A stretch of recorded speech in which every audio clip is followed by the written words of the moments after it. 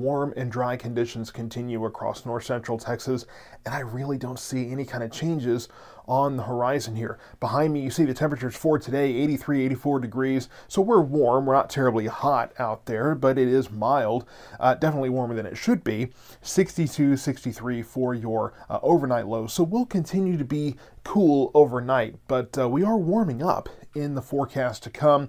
Here's the records for today: 94 degrees in 1979 at DFW, 92 degrees just last year in Waco, and the norms, you see that we are quite warm here, 77, 79, so that's where we should be. That's around average for this time of year, so we're not terribly too far away from that, but we will get farther and farther away from that over the next few days. Allergens are a little bit better than they have been. Ragweed is still fairly dominant here, but we are in the medium range as opposed to medium high, but I'm still hearing a lot of the sneezing and coughing out there, so just hang in there. So here's the tropics. We have Tropical Storm Oscar. This is the one that just a few days ago started out in the morning as nothing, and then by the evening hours was a full-blown hurricane, a Category 1. Now, there's a bit of a 1-2 punch going on in Cuba. A couple of days before this happened, the power grid failed, and then now they're getting dumped on near Guantanamo, really the eastern portion of that country. Tons and tons of rain there. This won't pose any kind of threat to the United States. It's just going to move off to the northeast, and really that's the only thing we have hanging around in the tropics, so things are fairly calm in regard to that. So here's what's going on kind of in our part of the country here.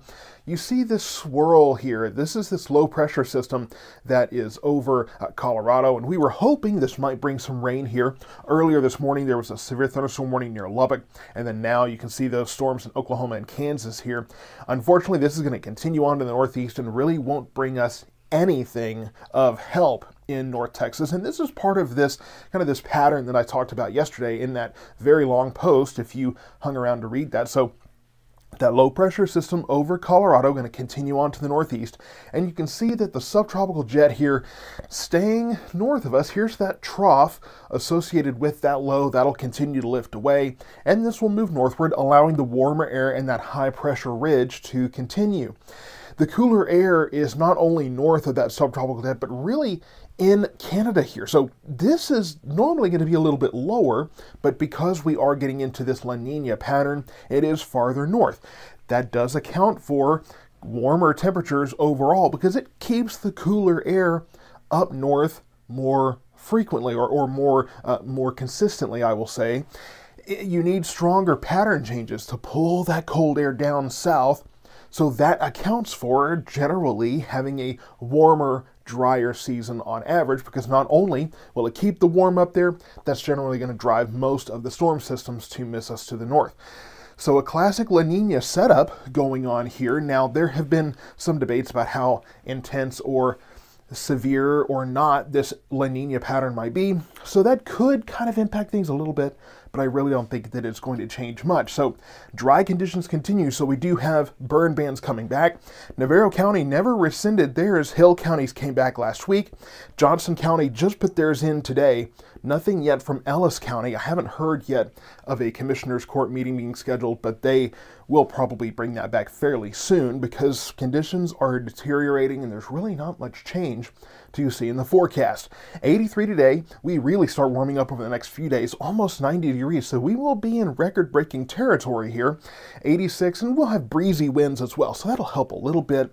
But I do expect to start feeling a little more humidity here as we get into the latter half of the week and the temperatures start creeping up. So we could have heat index values in the low 90s, unfortunately. Now, over the past 24 hours or so, we've been looking at more certainty that this front might make it through. It's a dry front, won't do a whole lot, but we'll go from the mid to upper 80s to the mid to lower 80s on Saturday, maybe bringing a little less humidity, a little more dry air for you as we get into the weekend. And yes, on Saturday we have the Crossroads of Texas Country Festival going on in downtown Waxahachie from 9 a.m. to 7 p.m. South Metro weather will be there. I'll be there to shake your hand, give you some really cool swag that we have coming in. Should be delivering that probably right around now to the front door. So hopefully that comes in, but really not much change, just a few clouds and temperatures a degree or two cooler.